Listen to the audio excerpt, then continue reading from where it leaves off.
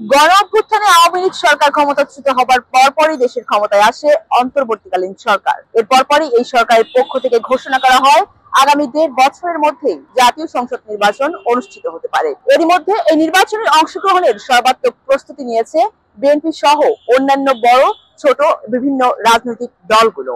বলা হচ্ছে আওয়ামী লীগ কি সেই নির্বাচনে অংশ নিতে পারবে? কারণ এরই মধ্যে আন্তর্জাতিক অপরাধ ট্রাইব্যুনালে শেখ হাসিনা সহ আওয়ামী লীগের বিভিন্ন নেতাকর্মীর বিরুদ্ধে মামলা জমা হয়েছে। ইতিমধ্যে আমরা সেই মামলার ৩ জনকে গ্রেফতারের খবরও দেখেছি গণমাধ্যমে।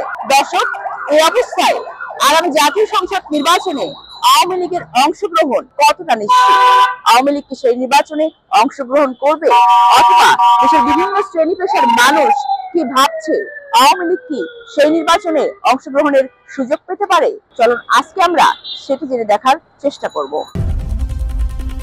2024-এর যে গণ অভ্যুত্থান, এই গণ অভ্যুত্থানে আওয়ামী লীগ যে রোল প্লে করেছে, এখানে পুরো জাতির কাছে, পুরো বাংলাদেশের জনগণের কাছে কিন্তু আওয়ামী লীগ একটি চিহ্নিত সন্ত্রাসী দল হিসাবে ইতিমধ্যে পরিচিত হয়েছে। এখন আওয়ামী লীগকে আসলে রাজনীতিতে নির্বাচনে অংশগ্রহণ করতে দিবে কি দিবে না, এই বিষয়ে নিশ্চয়ই নির্বাচন কমিশনার বা সরকার সিদ্ধান্ত নেবে। তবে আমাদের যে ব্যক্তিগত উপলব্ধি, আগে আওয়ামী লীগকে আসলে বিচারের আওতায় আনা উচিত। তাদের যে বিগত 15 বছরে তারা যে গুম, খুন, হত্যা যজ্ঞ চালিয়েছে, তারা মানুষের অধিকার যেভাবে হরণ করেছে, গণতান্ত্রিক অধিকার হতে শুরু করে মানুষের মৌলিক অধিকার যেভাবে হরণ করেছে, সেগুলোর বিচার আগে হওয়া উচিত। বিচার কাজ সম্পন্ন হওয়ার পরেই বাংলাদেশের জনগণের আসলে সিদ্ধান্ত নেওয়া উচিত যে আওয়ামী লীগ নির্বাচনে আদৌ অংশগ্রহণ করবে কি করবে না। আমাদের কোনো বাক স্বাধীনতা ছিল না আওয়ামী লীগ সরকার ক্ষমতা থাকাকালীন অবস্থায়। যেহেতু আওয়ামী লীগ এই জাতির কাছে, এই জনগণের কাছে স্বেচ্ছায় গিয়ে ক্ষমা চাইবে, তারপর তাদেরকে নির্বাচন দেওয়া উচিত। কারণ যেহেতু তারা এদেশেরই মানুষ, তারা তো আর ইসরায়েল ইহুদি না যে তাদেরকে আমরা একদম সারাসারি এদেশ থেকে ইয়ে করে দেবো। সেটার পক্ষপাতী আমি এদেশের জাতির কাছে তাদের ক্ষমা চাইতে হবে যে আমরা যে অন্যায় অপরাধ করছি,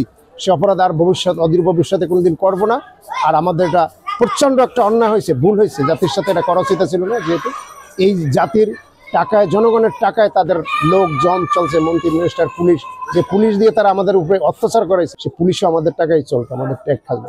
আদারওয়াইজ আমরা চাই না যে আওয়ামী লীগের একবার এদেশ থেকে বেনিশ করে দেখ, সেটার পক্ষপাতী আমি না। কিন্তু আওয়ামী লীগকে এই দেশের জনগণের কাছে ক্ষমা চাইতে হবে।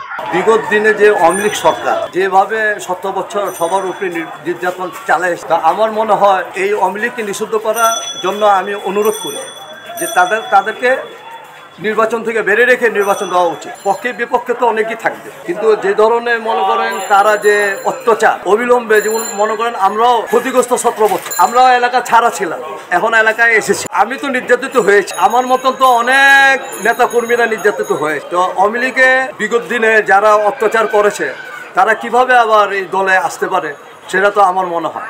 আপনি দেখেন কোনো জায়গার মধ্যে আওয়ামী লীগের লোকরা দেখছেন, কোনো জায়গা তারা নেই, তারা এখন ডুব দিয়ে আছে। এখন আমি আমাদের বড় বড় নেতা কর্মীদেরকে দৃষ্টি আকর্ষণ করে বলছি, যেমন আওয়ামী লীগদেরকে সাথে নিয়ে রাজনীতি করা।